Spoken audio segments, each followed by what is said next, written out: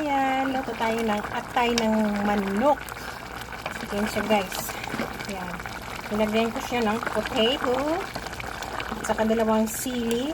Ayan. Ayan siya guys. Nilapit ko siya maluto. Ayan, diba? Ayan siya. Ayan guys. Ayan. Ayan. Nilagyan ko siya ng ayan. Ito naman siya guys.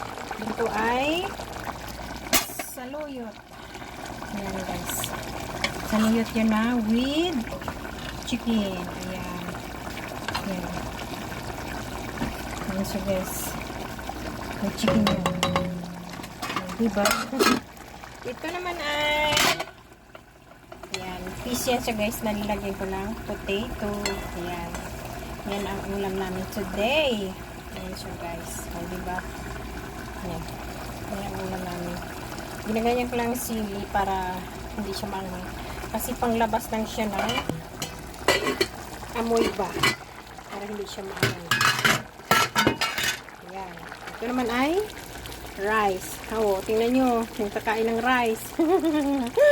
Ilang kilo kaya nang kakain ng rice?